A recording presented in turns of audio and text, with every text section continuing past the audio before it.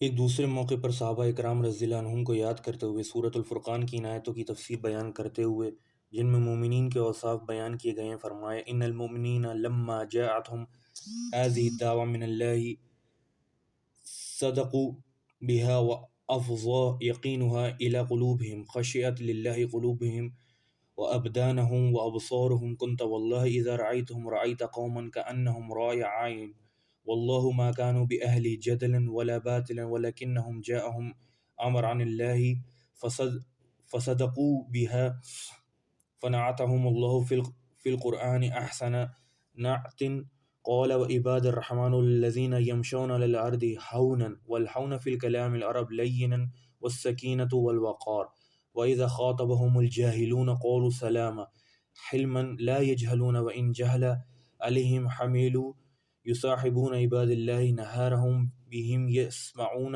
ثم ذكر ليلهم خير الليل فقال والذين يبيتون لربهم سجدا وقياما ينتسبون لله على إقدامهم ويفترشون وجوههم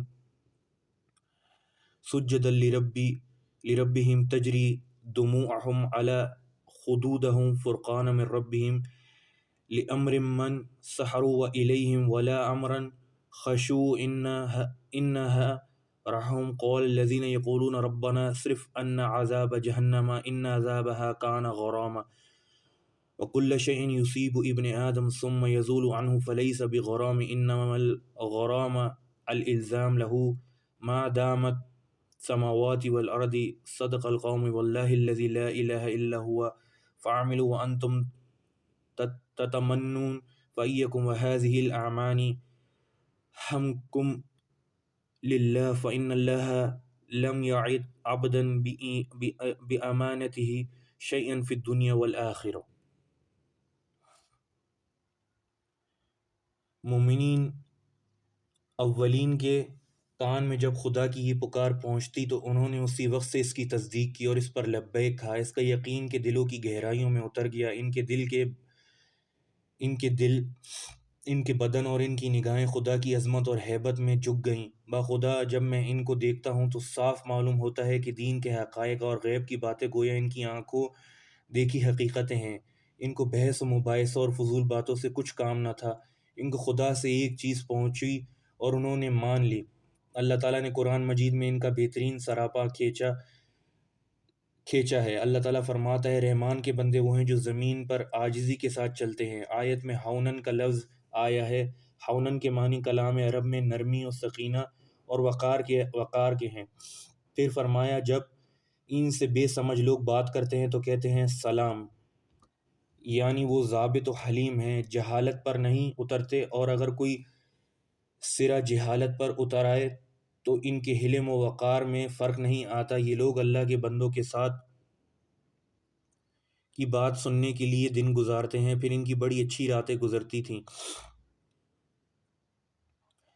جن کی اللہ تعالیٰ نے خود تعریف کرتا ہے، اور وہ لوگ اپنے رب کے سامنے سجدے میں اور کھڑے ہو کر رات گزارتے ہیں۔ واقعی یہ لوگ اپنے پاؤں پر کھڑے ہو جاتے ہیں، چہروں کو خاک پر رکھتے ہیں اور سجدے میں پڑ جاتے ہیں، ان کے رخساروں پر آنسوؤں کا تارا بن جاتا ہے۔ اللہ کا خوف ان کی آنکھوں کو اشکبار رکھتا ہے۔ آخر کوئی بات تھی جس کے لیے وہ راتیں آنکھوں میں کاٹ دیتے تھے، کوئی تو بات تھی کہ باعث وہ دین میں سہمے رہتے۔ اللہ تعالیٰ فرماتا ہے اور وہ لوگ جو کہتے ہیں کہ اے ہمارے رب ہم سے دوزخ کا عذاب دور کر دے، بے شک اس کا عذاب بڑا تاوان اور بلائے جان ہے۔ آیت میں غرام کا لفظ آیا ہے، جو مصیبت انسان کو لاحق ہو اور ٹل جائے اس کو عرب غرام نہیں کہتے۔ غرام وہ مصیبت ہے جو قیامت تک انسان کے سر سے نہ ٹلے۔ قسم ہے اس خدا کی جس کے سوا کوئی معبود نہیں۔ اللہ کے بندے سچے اور پکے ثابت ہوئے، اور جو انہوں نے زبان سے کہا تھا اس پر عمل کیا، لیکن افسوس تم صرف تمناؤں میں مشغول ہو۔ لوگ ان خالی تمناؤں سے باز آؤ، اس لیے کہ اللہ تعالیٰ اس تقریر کے آخر میں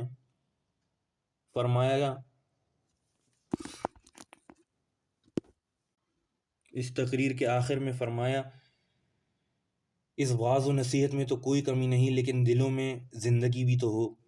ان کے کمالات فصاحت و بلاغت تجربے علمی اور تقریر و تاثیر ہی کی تک محدود نہ تھی، بلکہ وہ اپنے زمانے میں حق گوئی و بے باقی اخلاقی جرت اور شجاعت میں بھی ممتاز تھے۔ انہوں نے خلیفہ وقت یزید بن عبد الملک پر بلا تنقید کے ایک موقع پر برسر دست کسی شخص نے سوال کیا کہ اس زمانے کے فتن یزید ابن محلب اور ابن الاشد کی شورش کے متعلق آپ کی کیا رائے ہے؟ انہوں نے کہا کہ نہ اس کا ساتھ دو نہ اس کے ساتھ دو۔ ایک شامی نے کہا اور نہ امیر المومنین۔ یہ سن کر آپ کو غصہ آ گیا، پھر ہاتھ اٹھا کر کہا نہ امیر المومنین کا ہاں نہ امیر المومنین کا۔ حجاج کی تلفار اور صفاقی مشہور ہے، مگر حسن کی زبان اس کے زمانے میں بھی اظہار حق سے باز نہ آئی، اور اس کے متعلق بھی انہوں نے اپنے ضمیر اور عقیدے کے خلاف کوئی بات نہیں کہی۔ اسلام کے سیاسی و مادی اثر و اقتدار سے اسلامی مملکت میں بڑی تعداد میں ایک ایسا طبقہ پیدا ہو گیا تھا جس نے اسلام کو قبول تو کر لیا تھا، مگر اس کے اخلاق و معاملات اور قلب و دماغ پوری طرح اسلام سے متاثر نہیں ہو سکے تھے، اور ان میں حقیقی ایمان وَأُدْخُلُوا فِي السِّلْمِ كَافَّةً، اسلام میں پورے کے پورے داخل ہو جاؤ کی شان پیدا نہیں ہوئی تھی۔ خود مسلمانوں کی نئی نسل جس کی پوری اسلامی تربیت نہیں ہو سکی تھی، بکثرت ایسے افراد تھے جو جاہلی اثرات سے پاک نہیں ہوئے تھے، اور اسلام سے ان کو گہرا تعلق اور زندگی میں احکام الہی کے سامنے انقیاد و تسلیم کی خون نہیں پیدا ہوئی تھی۔ ان میں خاص تعداد بالخصوص حکومت کے طبقے اور امراء و اغنیاء میں ایسے لوگ تھے جن میں قدیم منافقین کے اخلاق و اعمال اور ان کے ذہن و مزاج کا پر تو نظر آتا تھا۔ یہی لوگ بالعموم زندگی پر حاوی تھے، درباروں میں، حکومت میں، کلیدی جگہوں پر، فوج میں، بازاروں میں انہی کا غلبہ تھا، انہی کا طرز زندگی سوسائٹی میں فیشن کی حیثیت رکھتا تھا۔ بعض حضرات کا یہ خیال تھا کہ نفاق ایک وقتی و مقامی بیماری تھی جو عہد رسالت میں مدینہ طیبہ کے مخصوص حالات کی بنا پر پیدا ہو گئی تھی۔ اسلام کے غلبے اور کفر کی مغلوبیت کے بعد وہ ختم ہو گئی، اس لیے دو وقتوں کی کشمکش جاتی رہی اور صرف اسلام باقی رہ گیا۔ اس لیے قدرتی طور پر کسی ایسے گروہ کے پیدا ہونے کا موقع نہیں رہا جو ان کے دونوں درمیان متردد و مذبذب رہے اور کسی ایک کا وفادار اور مخلص رفیق نہ بن سکے۔ اب یا تو کھلا ہوا کفر ہے یا اعلانیہ اسلام، ان دونوں کے درمیان مذبذب کی کوئی وجہ نہیں۔ تفسیر و تاریخ میں اس خیال کے اثرات ملتے ہیں۔ ان حضرات نے اس حقیقت کو نظر انداز کر دیا تھا کہ نفاق فطرت انسانی کی ایک کمزوری اور بیماری ہے جو اس طرح پرانی اور عام ہے۔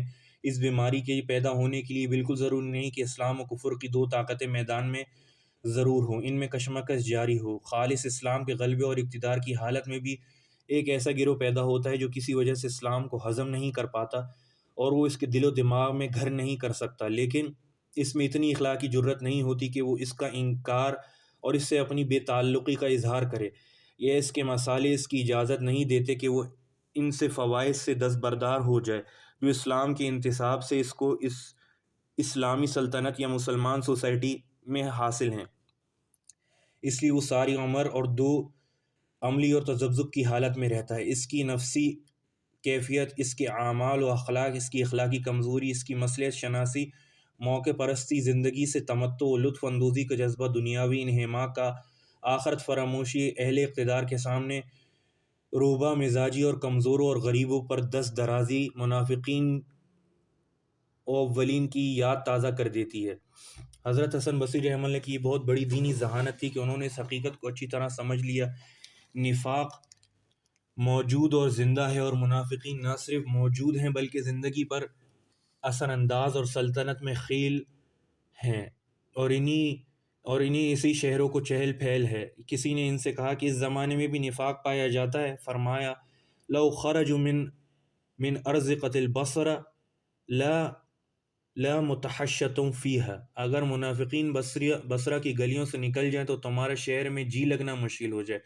یعنی شہر کی آبادی بڑی تعداد ان لوگوں کی ہے جن کو اسلام سے برائے نام تعلق ہے، اور اسلام نے ان کے دل میں گھر نہیں کیا، جب اپنے اعمال و اخلاق کے لحاظ سے اسلامی سیرت سے آراستہ نہیں ہے۔ ایک دوسرے موقع پر انہوں نے فرمایا یا سبحان اللہ ما لقیت هذه الامۃ من المنافق قہرها واستعصر علیہا، خدا کی شان ہے اس امت پر کیسے کیسے منافق غالب آ گئے جو پرلے درجے کے خود غرض ہیں۔ یعنی حکومت میں وہ عنصر موجود ہے جو اسلام اور مسلمانوں کا مخلص نہیں، اور جس کو صرف اپنی اعراض اور منافع سے دلچسپی ہے۔ حضرت حسن بصری رحمہ اللہ کی دعوت و اصلاحی کی طاقت و تاثیر اس بات میں بڑا دخل ہے کہ انہوں نے زندگی کا ایک سرا پکڑ لیا اور سوسائٹی کی اصل بیماری کی طرف توجہ کی۔ ان کے زمانے میں بہت سے واعظ اور دائی تھے، لیکن اس زمانے میں معاشرے نے کسی کی وجود اور کسی کی دعوت کو اس طرح محسوس نہیں کیا جس طرح حسن بصری رحمہ اللہ کی وجود اور ان کی دعوت محسوس کیا۔ اس لیے ان کی تقریروں اور ان کے درسوں سے اس بگڑے ہوئے معاشرے پر زد پڑتی تھی۔ وہ نفاق کی حقیقت بیان کرتے تھے، اور نفاق ایک ایسا مرض تھا جو اس سوسائٹی میں پھیل رہا تھا، اور منافقین کے اوصاف و اخلاق بیان کرتے تھے، اور یہ اوصاف و اخلاق بہت سے لوگوں میں پائے جاتے تھے جو حکومت، فوج اور تجارت میں پیش تھے اور زندگی میں نمایاں تھے، اور آخرت فراموشی اور دنیا طلبی کے بحران کی مذمت کرتے تھے، اور بکثرت لوگ اس وبا کا شکار تھے۔ وہ موت اور آخرت کی تصویر کھینچتے تھے اور ان حقیقتوں کو مستحضر کراتے تھے، اور مترفین و غافلین کا ایک ایسا طبقہ پیدا ہو گیا تھا جس کی زندگی ان چیزوں کے بھلائی رکھنے میں تھی۔ غرض ان کی دعوت،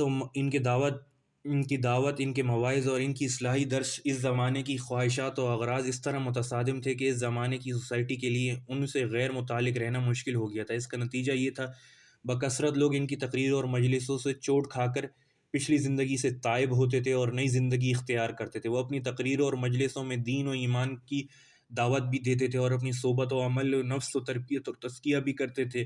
60 سال کی طویل مدت انہوں نے اس دعوت و اصلاح میں گزاری۔ کوئی اندازہ نہیں کر سکتا کتنے نفوس کو ان کی وجہ سے حلاوت ایمان اور حقیقت اسلام نصیب ہوئی۔ عوام بن حوشب کہتے ہیں کہ حسن رحمہ اللہ نے 60 برس تک اپنی قوم میں وہ کام کیا جو انبیاء اکرام ختم نبوت سے پہلے اپنی امتوں میں کیا کرتے تھے۔